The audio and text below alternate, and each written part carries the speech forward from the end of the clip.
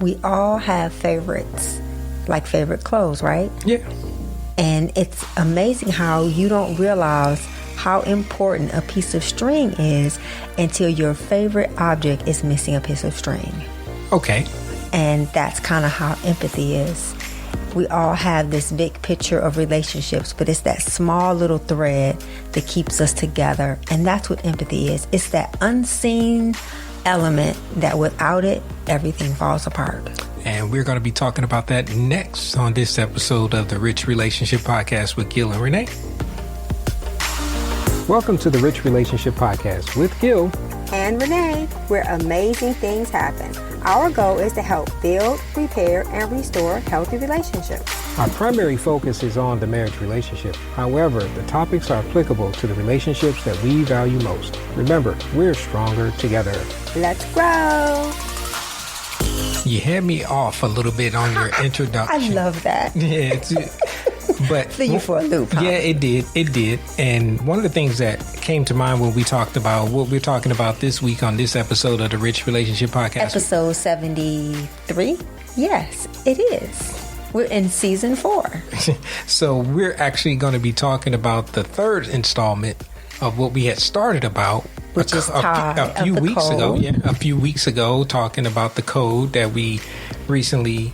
It's recently in the book, but it's not a recent episode. No. It's something we've been talking about for a while. If you've been listening, for the past basically 4 weeks now. Yeah, if you've been listening with us, and even in the past, you may have heard some of these elements, but it's a part of the Rich Relationship, Our Marital Code to Oneness book that has been recently released. So if you haven't got it, just go get it. You got to get it and read it, and you got to practice what it says. And one of the things that we're talking about this episode this week is empathy, as you mentioned it. And the scripture that came to mind is Paul, when he talks about being complete and being patient, bearing with one another in love, making every effort to keep the unity through the bonds of peace. That's in Ephesians chapter 4, if you're not familiar with it. And the reason why that is so important to me when it comes to those scriptures is because if you have not built your relationship on a foundation, it's probably going to fail. Yes, it will. And we just really believe that the part of the foundation that you should be building your relationship on is by the Creator who created marriage. Yes. And that's something that we just always like to say. But getting back to this episode, you were talking about the thread. Yes. And you know, the thing about it is that there are so many amazing principles that the Bible communicates, but the word itself, you know, because someone will say, well, the word empathy isn't in the Bible. But throughout the whole Bible, you see the presence of empathy. And I think that because we don't see the word, it's very easy for us to ignore its power. And, you know, I got this one of my favorite gowns. It's like I wanted to wear it, and it was like a piece of thread was missing, and the whole gown fell apart. And so it made me think about sometimes the most valuable things in our lives are the things that we don't pay that much attention to. But without them, everything falls apart. And that's exactly how empathy is. You know, empathy, as we talked about in the book, is one of the areas that is probably the one that is easily ignored. Yeah, and neglected, and people just are not aware. Yeah. They're not aware that empathy is basically your pain in my heart. You know, Some people, we talk about it in the book, don't give sympathy when empathy is due, because it's a big difference. You know, empathy is, I feel your pain. I've taken the time to listen and pay attention and come alongside you and feel what you feel. Sympathy is, I feel bad for you. Empathy is, I feel bad with you.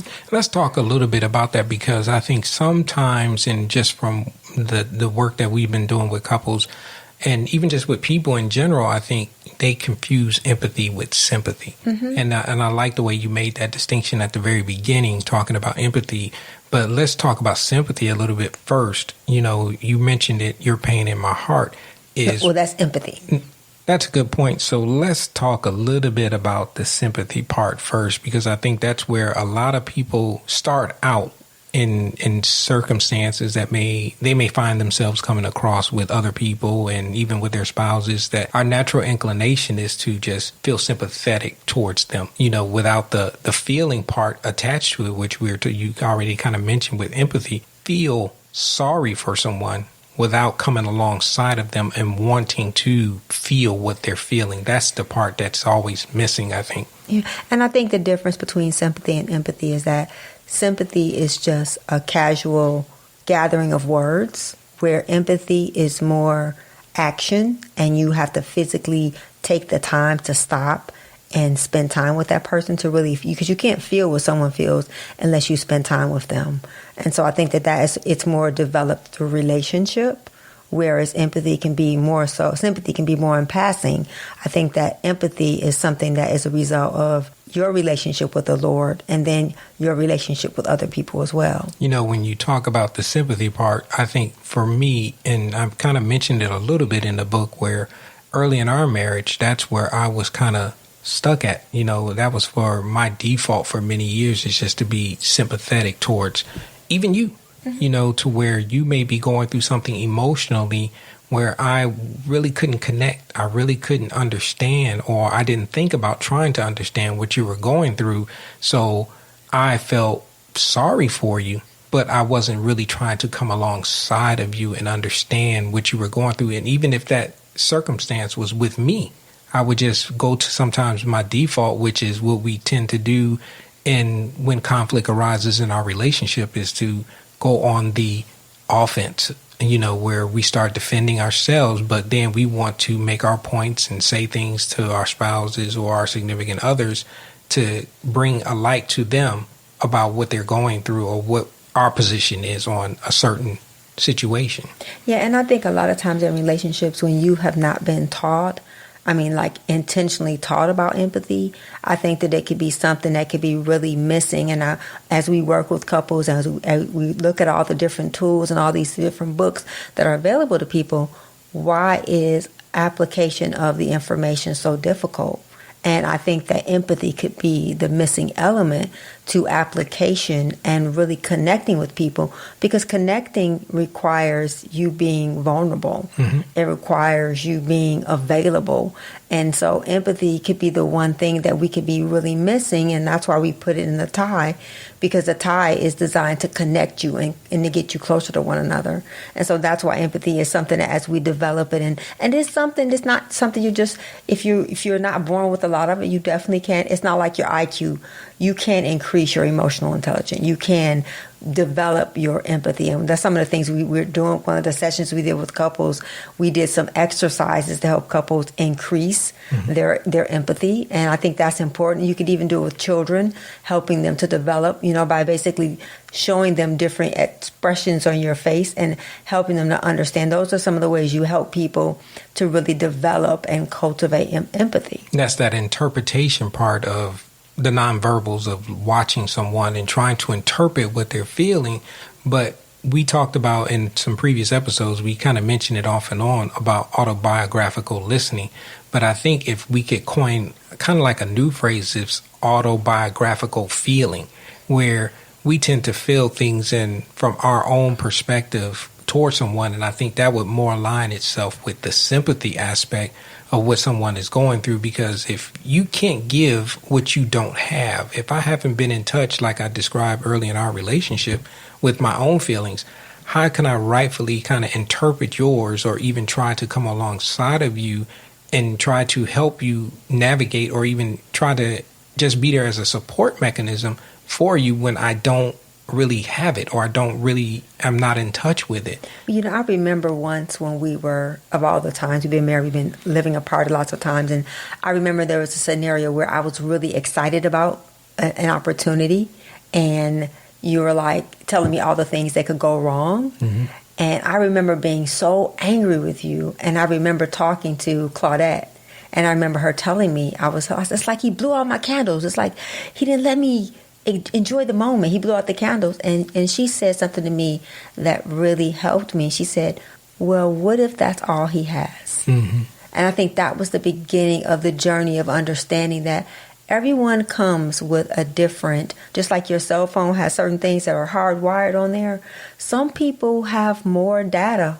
Some people have less data. And so when it comes to emotional intelligence, you have to understand that the person that you're with may not be as well equipped with empathy as you are, just like you may not be as well equipped with patience. Or I think about the fruits of the Spirit.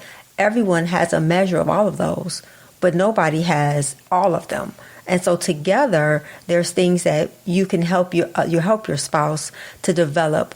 But you have to first recognize your own growth areas and strengths. And so I think that when she said that, what if that's all? And, when we talk to couples, we talk about, what's the one thing about your spouse you don't like? And then you say, well, can you live with that forever?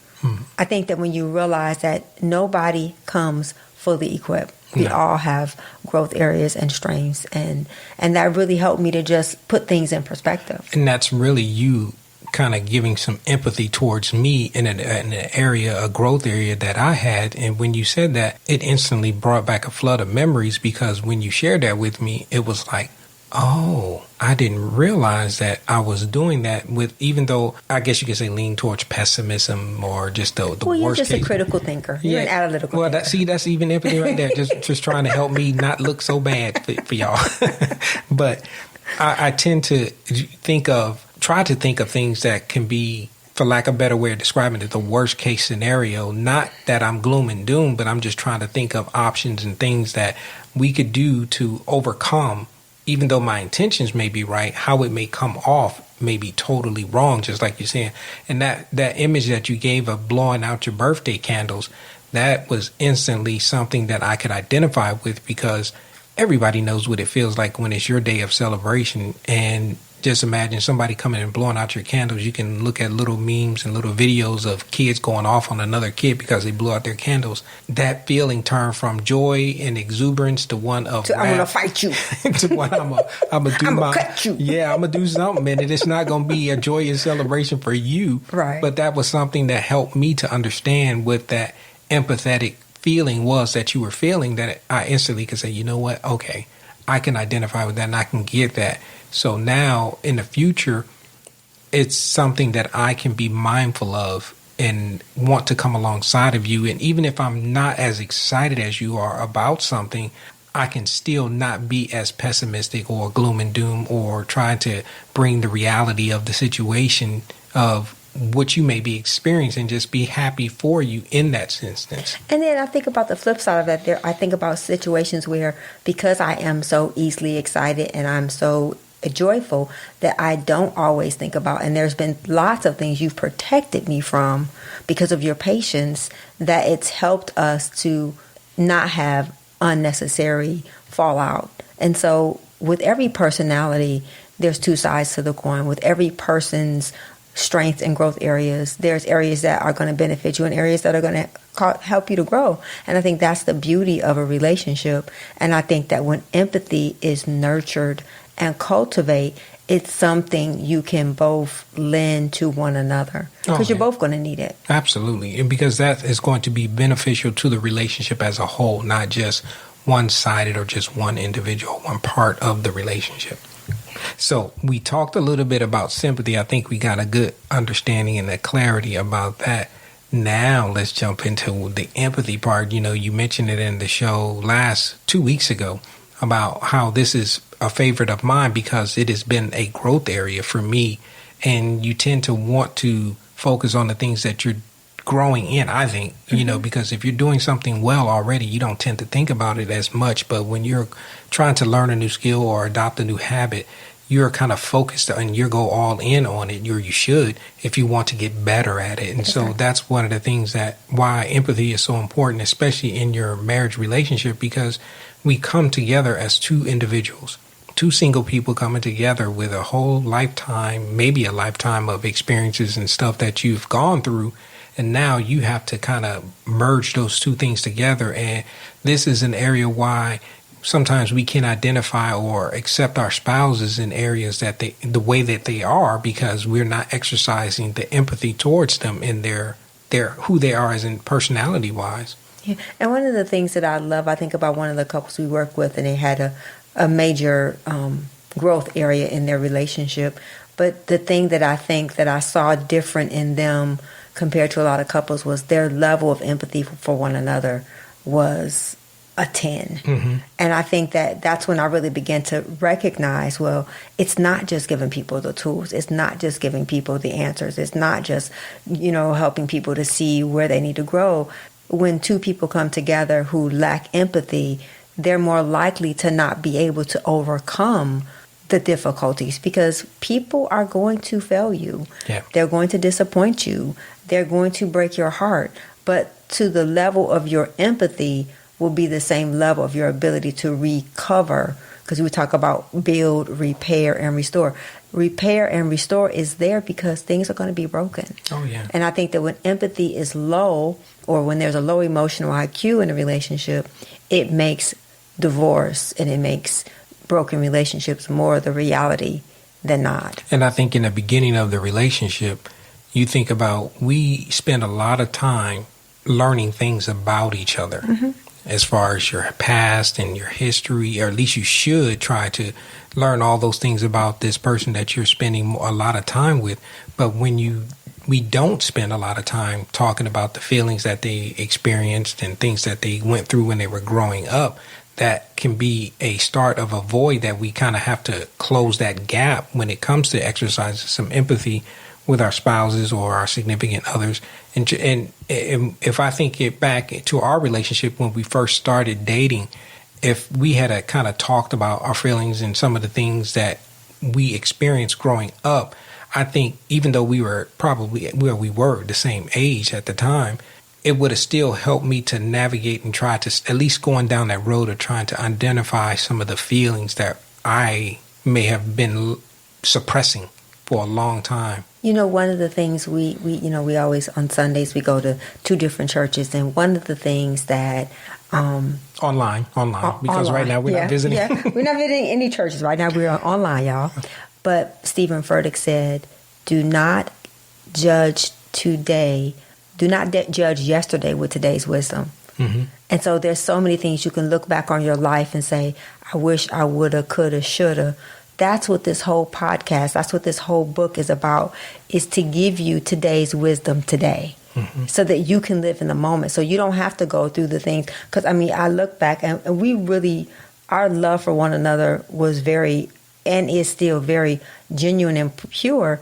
And I think that has what sustained us. 'Cause I look at all the things we've gone through, and lots of couples have not made it through half the things we've been through. But I look at our temperaments. I look at how we are.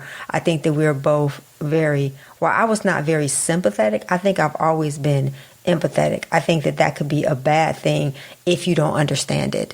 Because you get to the point that you feel other people's pain to the point that you feel responsible for it.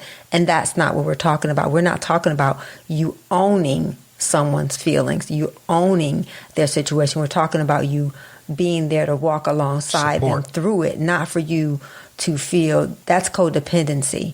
And I think that could be very well the path I was on because of the way I grew up. And so empathy, when you don't know what it is, it can get you in trouble if you don't understand it. Again, it's to feel the pain with them, not for them. While you have that conscious decision to step outside of yourself and want to embrace and walk alongside of this person, you cannot take on the responsibility of what they're going through like you just described, because that's where you get into a point of carrying a burden that you were not designed to do. Yeah, because God didn't design for us. It says, cast all of our cares upon the Lord. And I think that He wants us to feel something so that we'll do something, but it should be with that person and not for them, because that's where codependency comes in, when you start owning other people's choices and decisions. And I think that unfortunately, when you grow up in a home where your parents, you don't see those things being modeled properly, it's very easy for you to be a rescuer. And I know that was my thing. I felt responsible for everyone. And so I thank God for the way He created me, but I also thank God for the way He created you, because it's helped me to have a better view of the way I'm supposed to be treated. Right, because in marriage, there should never be a time where your spouse feels like they are alone in a circumstance or a situation, even if you sometimes it can be self-inflicted. Like you mentioned, sometimes our spouses or we can even make decisions that don't turn out right. Right. And even though your spouse may not have been a part of the decision-making process, and where our default response may be, well, that's your mess, you got to clean it up, and you made the wrong choice and the wrong decision. But when you get married, it's for better or for worse. Absolutely. So every part of that person's life is now, because I think one other thing, something as simple as when you get married, it's no longer your credit and my credit, it's our credit. Mm-hmm. So if you do good, I'm good. If I do bad, we're bad. And so if it's that way with something as frivolous as our finances, how much more should it be that when you're hurt, I'm hurt. When you're happy, I'm happy. Because that's what empathy really is. It's it's sharing in the feelings and the experiences of the persons that you're sharing your lives with. Because that's a part where you have to come alongside of them so they don't feel. There's nothing worse than feeling a sense of rejection, even in your own relationship, your own marriage. And that should be the place where you are protected from that. Yeah. Even though you may not be in 100% agreement, it doesn't mean you have to reject. Yeah. And a part of it in a relationship, you have to learn how to communicate to your spouse what empathy looks like for you. What do you need? And you need to be able to think about, because I think about something as simple as recently, I'm like, when I'm having a hard time, sometimes I just need you to let me sit in your lap and just rock me like I'm a baby, and there's nothing wrong. You need to know what you need, and you need to be able to communicate that. And we talk about that all the time. There's a difference between being aggressive and being assertive. Assertive is, I know what I need and I can communicate that to you. And so in order for empathy to grow in your relationships, in order for you to grow as an individual, you need to be able to stop and take the time to really think about what you need and what that looks like, and to be able to share that with the people you love and that you're in a relationship with. And that's a good point, because before we start giving we like to give some call to actions and some things that you can actually apply. But as we do every single episode, we just wanted to take a minute or two just to say, or 3 or 4 or 5 just to say thank you. There's a lot of things that we have planned that we're looking forward to as we're coming up on the end of the year. Yes. We just finished with Thanksgiving, and now the holidays are upon us. Everybody is focused on what's coming up for Christmas and all those things, and it's a great time, and it's a great time to celebrate with your loved ones. We wanted to just say thank you for, man, it's been a whole year and a half that we've been doing this. And if you've been around with us and hanging out with us and listening to us, we appreciate you. We thank you. We just wanted to say thank you, because we don't think you can do that enough. Yeah. Because we count it a privilege that you take time to, as we say, stick us in your ears and hang out and with us. And put us in your pocket. and be with us just for these episodes, because this is a labor of love that we actually do. We actually do this because we really believe we want to eradicate divorce.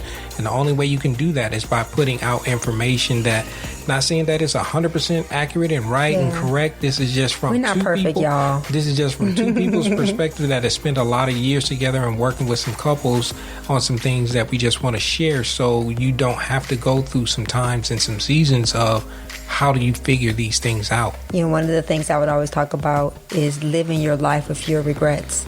That's so our heart. And so we're not doing this because we're perfect or we have all the answers. And, and with all the there's so many different podcasts and so many different platforms and so many different places you can go to get information. Our heart is marriage and relationships, and that's going to be where we're going to stay. We're not going to decide. And yes, we talk about lifestyle and all those other things, and we redid the website, and so we've kind of compartmentalized it. Thank you all who have gone to the new website, and thank you for being a part of our community. But we want to make sure that you have a place that you will know that if you're looking for someone who's talking about applying the Bible and love that will last, that's our thing. That's where we want to stay. That's the lane. That's the vein. That's our that's our mantra. It's our life's mission, is to help people have healthy, rich relationships. So thank you for being a part of our community. Thank you for buying the book. Thank you for sharing the book. Thank you for living the book. And thanks for everyone who sent us their photos. If you did buy the book, please go to our social media and let us see a photo of you with the book, because we're going to put that on our website. So all the people, we can see all these sea of faces holding the rich relationships, our marital code to oneness. Let's show the world what we want. Gil and Renee Beaver's over 30-year relationship is the genesis for the Rich Relationship Podcast, which is designed to empower individuals with the tools, principles, and the community needed to unpack ourselves, our past, and our preconceived notions associated with relationships. Let's get empty and grow together so that our lives will be filled with love and healthy, rich relationships. Now let's go into our show.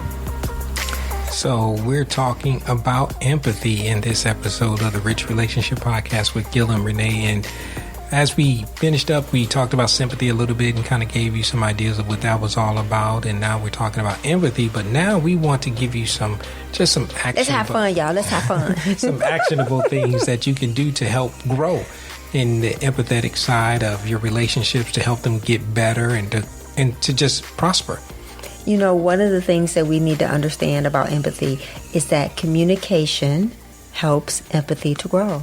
It's one of the things we want to really make sure you focus on. And we know that communication is talking and listening. It's so funny that you said that, because that was the very first thing that I put down too. You know, as we prepare for the show, we like to jot down things, even though we have the book and we have other things that we do. We just jot down a couple notes that we just wanted to make sure we... No, Gil don't have a little notes, y'all. Gil got a whole...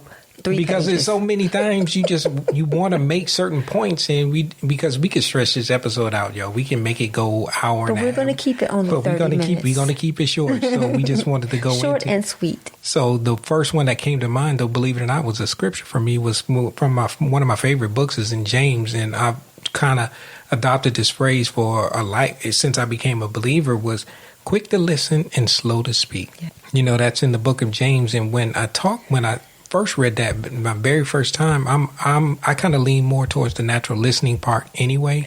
Yes, but that was something listener. that I had to. But it also says slow to speak, which means there's still going to be a time where you have to talk. That means even though I take in all this information by listening, there's still going to be a time where I have to say what's really going on or what I see, and how I can express empathy towards you. That's one of the things that I embraced in this. So one of the keys to help grow in your empathy in your relationships is first by listening.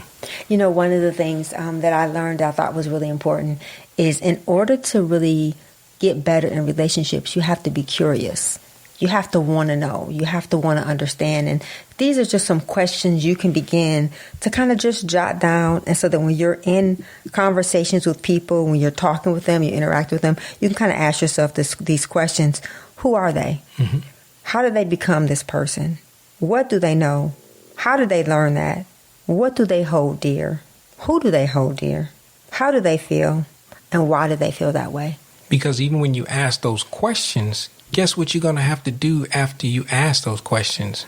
You're going to have to listen. Yes, you are. Because that listening, and like you just put it, that curiosity is going to lead to other things, because that's where the empathy grows. Empathy grows, and guess what? Intimacy follows. Exactly. And you know, one of the things that it really is so, because there's a difference between interrogating someone and trying to get to know them better. You know, you're asking them questions about themselves, and you want to understand, you know, tell me more. I want to get to know you better. 'Cause I think about one of the things that I love about our relationship is that we talk about everything. Very much so. And even though we've known each other since we were 14 and 15, there's still things about you that I'm always wanting to know more about, to understand how you think and why you think that way, and things that happened. And to me, that's what life is about. We talk about the inward journey. Empathy begins with you also being able to have empathy towards yourself. Mm-hmm. You've got to be able to extend it to yourself. The second one that I wanted to bring up was be available and be present. Yes. Even when you're listening, you have to be available and be present. That means put your tablet down. Yes. Get off your phone. Mm-hmm. Put the phone down for a minute. You will survive. I guarantee you will probably survive not being able to swipe and not to get back to one of those applications that you're looking at. Those are just things. They're not people. You know, because you can be present but and not absent. Available. Yeah. And you can be available but not be present. Yeah. So when you're trying to listen and share some time with your spouse or your significant other, or your family, your children, or your coworkers, be present and be available. Yes. Very good. That's really good, babe. One of the other things that I wanted to share, even when it comes to some of the actionable things, is, and I kind of mentioned this a little bit before in one of the past points we made about empathy, was your level of understanding is going to be limited by your own experiences and what you know, which means you have to open up yourself. You have to extend yourself a little bit beyond your comfort zone to your spouse, to your significant other, to say what's really going on with you too. Not just listening, which is one of the things that I lean towards, as I said, but I also have to give out and tell you what's going on to exercise that empathy towards me. And those of us who are better at it have to know how to help other people around us do it. You can't get mad when someone is not like you. And it's not that everything about you is right, but if you bring something that's valuable to the relationship and the other person in the relationship has not benefited from it, then you might not be as good at it as you think you are. Because I think that iron sharpens iron, that's what the Bible says. And so if it's an area where you're stronger at, you realize, and then we didn't even mention grace, but grace is when you lend your strength to the other. And so I think the combination of all these things that God has put in the Bible are there to make us better. And so if I do have a strength, I owe it to our relationship. I owe it to the kingdom of God to share it with the people that I'm closest with and that I'm in relationships with. And one of the other points I wanted to make on some of the things you can actually do to build the empathy is this is something that can be a little bit challenging. And when I say the phrase, Renee is going to instantly identify with it because she was probably the first person I heard say this. So I'll let her elaborate on it. But information unrequested is information unreceived. And what I mean by that is when your spouse comes to you and want to share something that how they feel and what they're going through, don't look to fix it. Don't come up with suggestions or give them advice or even your words of wisdom. A lot of times, and this is something that we experienced early in our marriage, was you expressed that to me, was you just wanted me to listen.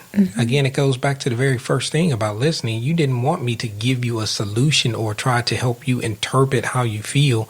Again, if I'm deficient in that area, how can I rightfully help you to interpret how you feel if I really can't identify with it in the first place? Yeah, and I think it's beautiful that you recognize that. And information unrequested, unreceived is because I just realized that I was always had a solution for everything. And the Lord was like, nobody asked you.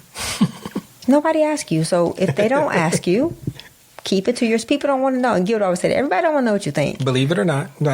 Even you who are out there listening, everybody don't want to know what you think. And because you could be wrong. And the thing is, there's more to life than just what you've experienced.